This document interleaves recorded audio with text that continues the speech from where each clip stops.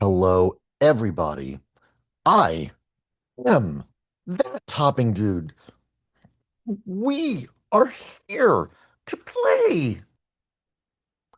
That topping dude plays the American Film Institute's daily movie guessing. Yeah, yeah. I'm gonna do the whole game down here. So, it's December 2nd, 2026. Yay, 2026. Yay, yay. I love 2026. I hate 2025. 2025 is over, baby. 2025 is over, baby. 2025 is done, done, done. I hated 2025 for a lot of reasons. Oh, Johnny Atkins said, "Why did I hate the number? I just hate the number. Uh, I see, I see numbers with personalities and letters of the alphabet. Like the E is always smiling to me. I think the lowercase b is very arrogant. It looks like a person's face to me, and they have personalities to me. And so the number 2025, I just hated looking at the number. It's 2026 I like, but I just didn't like the number.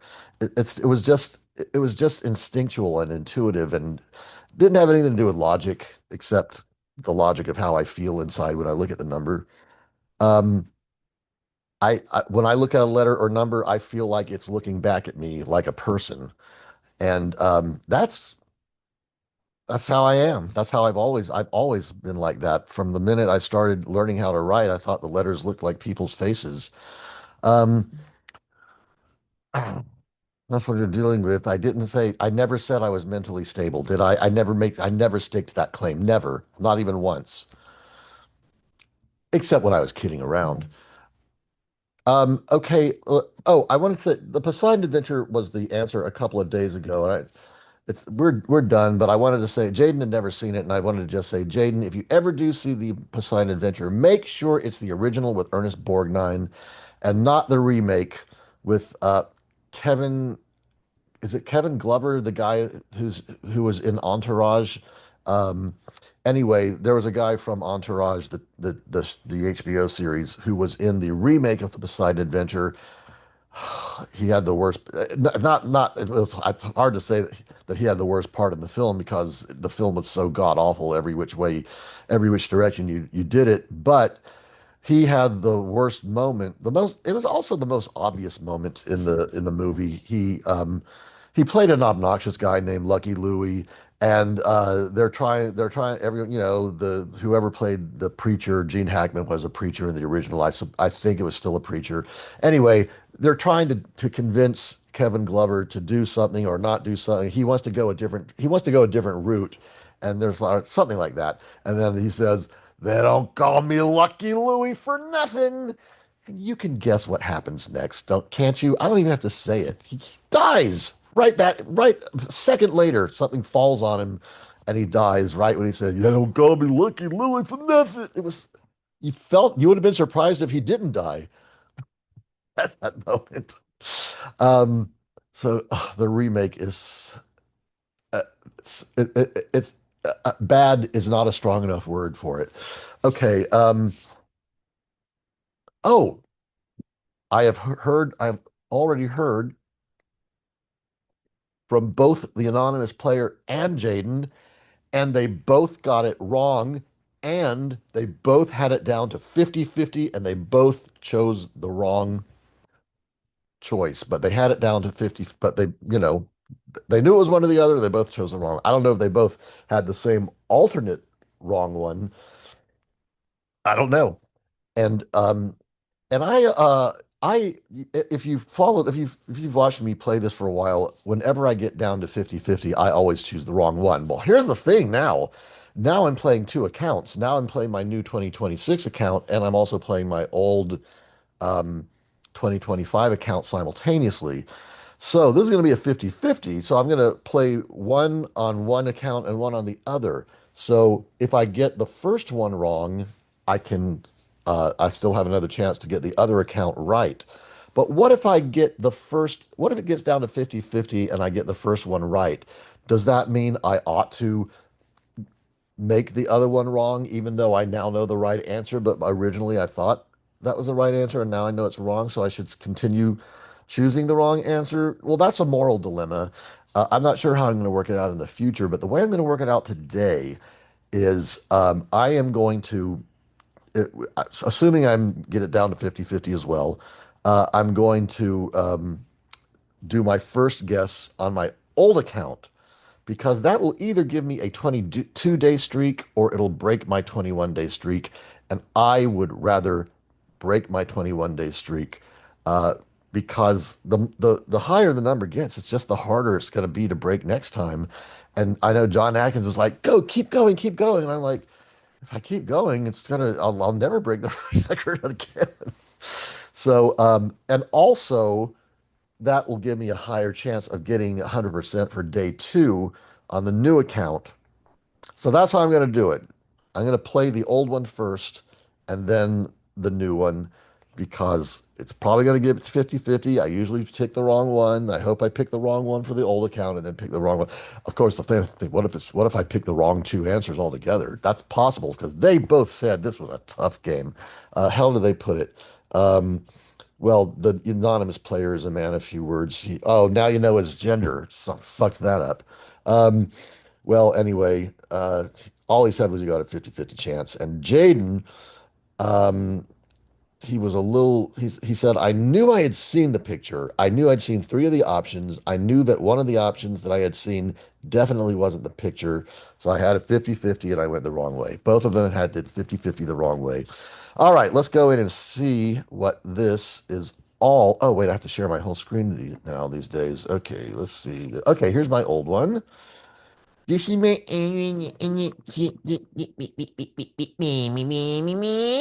yesterday was a gold rush. Oh, and I told Jaden, Jaden got this wrong, and I said, if you got this wrong, you really got to catch up on your early era silent era and early sound era films. And I told Jaden to start with Charlie Chaplin's City Lights. And it turns out it's on the Criterion channel. And Harvey and I started watching it last night. Of course, I fell asleep. It's the couch, it's the sofa that does it. It's not a reflection of the film itself. Um, but anyway, so Harvey, I fell asleep and I said, we usually stop it. And Harvey was already into the movie. I said, okay, you can watch the rest as long as you are okay with watching it again to see the part I missed. And he said he was totally fine with that. Totally fine, baby. 69%. Oh, geez, what the hell? I have no idea what this is. Okay, it looks like they're in a movie theater because it's all blue, and that would suggest that they're in a dark room, and this is the reflection of a black and white movie on them, or it looks like the movie's in black and white. So whatever they're watching, this is a reflection. It looks like they're watching a movie. I do not know who this is. It kind of looks like Warren Beatty. It might be a very young Warren Beatty. I'm not sure. But that's what it is. That's what it is, man. That's what it is. All right, let's see what the options are. Let's see what the options are. Okay, guess the picture. No, okay, Blue Velvet. Well, I just watched Blue Velvet. Blue Velvet is on Mubi, M-U-B-I. If you and Mubi, I've encouraged everyone to get a subscription to, get even a trial subscription to Mubi because there is a great, great, great Spanish film on it called Nuestro Tiempo. The English title is Our Time, and it is one of the best movies I have ever seen in my life. And they also have Blue Velvet on Mubi right now. And I watched it for the first time in decades, and it was like seeing it for the very first time. It was, I really, it was, it really was. I've seen it twice before at least, possibly three times, and that's it. And it's been whether it was two or three times. The last time was decades ago. It was like the '80s, I think, was or the early '90s, maybe. But it's been that long since I'd seen it, and it was so good. I think I watched it. I did watch it. I watched it a second time as well, a second time on Mubi, so my fourth or fifth time total. Um, Blue Velvet. Well, anyway, I saw it. I just saw it twice. I know for sure it's not Blue Velvet. Okay. East of Eden. Okay, that would make this James Dean, and I think that probably is right. And that it, I have a feeling that this is East of Eden because think, I kind of remember a scene like this. He's always troubled, and didn't he go to a movie at some, or it could be Rebel Without a Cause. Oh, it's gonna be between East of Eden and Rebel Without a Cause. I bet that's what the 50-50 is. Okay, and it's funny because he really only has James Dean was only in 6 films total, and 3 he was the star. And I think that's right. I might, I could always be correct, but I'm pretty sure that's right. So Rebel Without a Cause, East of Eden, and Giant are his 3 famous films. Um, okay, so it's not Giant, so it's going to be between East of Eden and Rebel Without a Cause. I bet that's what's going to happen. All right, Blue Velvet, no. East of Eden, possibly. La La Land, no. It's definitely not La La Land. That's a Damien Chazelle film with Ryan Gosling and Emma Stone. It's a little overrated, but it's fun. A lot of people really like it. I shouldn't say it's overrated. Some people really, really respond to it. So I don't very much. I respond to the musical numbers in it, and I hate the story. Um, well, I don't hate it. It's just so it's not that clever to me, and everyone acts like it's the most clever story in the world. It's like it's not really. Um, My Blue Heaven, I don't think so. And Rebel Without a Cause. Okay, it's between East of Eden or Rebel Without a Cause, and I'm going to get one of them correct um on my new account.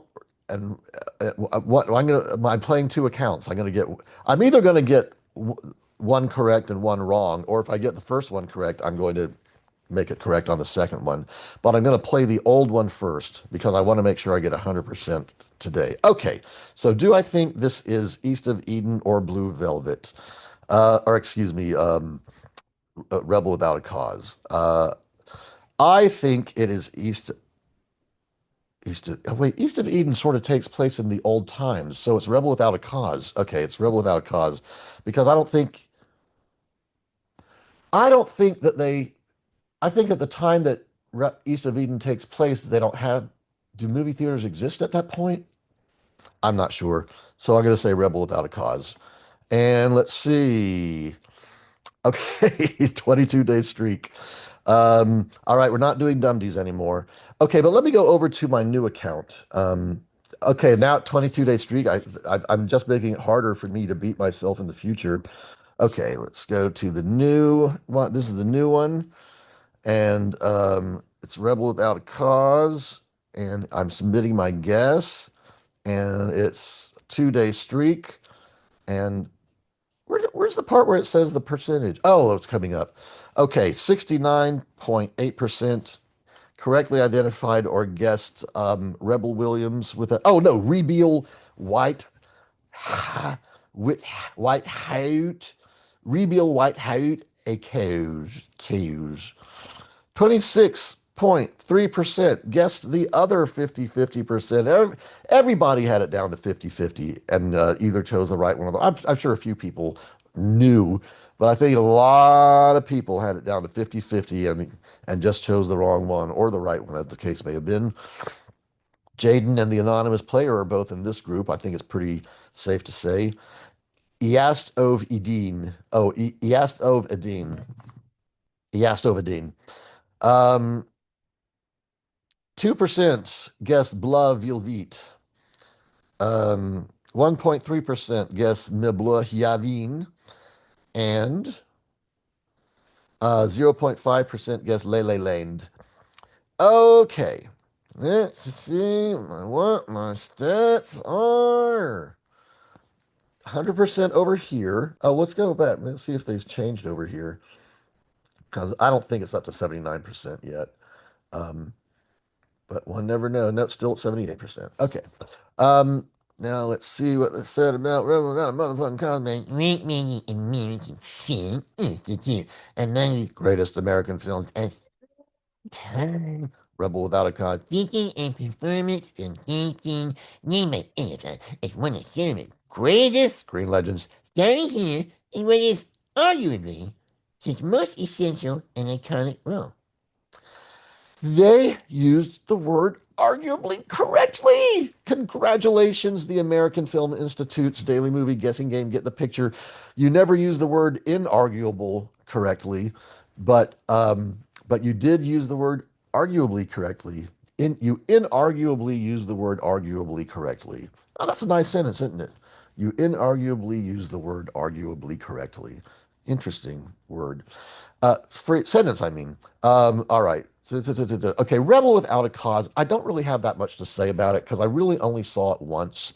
Um, I think I saw a bit of it on TV when I was a little kid because I remember that car race at the Griffith Park Observatory, which if I went if I picked this up and we went outside and did the rest of this, I can go out to the street and you can see the Griffith Park Observatory like from just a like a 15-second walk from here. Um, in the distance. Uh, so anyway, that's apropos of something. Um, so, uh, y- but I saw it once. I went to this theater out in Santa Monica that occasionally shows movies, but not every day. That's weird. But anyway, uh, they were showing Rebel Without a Cause. I think my friend Susan Savage told me about it, and she went out there to see it, and so I joined her. She now lives in Italy. She got married to an Italian man and lives in Italy and speaks fluent Italian. My dream. My dream is to speak fluent Italian. God damn it, Susan Savage is doing it. God damn. Well, I'm glad for her.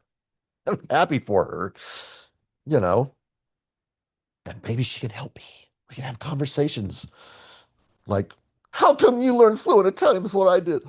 Cose tu imparare italiano prima me. Hey, that wasn't too bad. I'm sure it wasn't entirely accurate, but not too bad.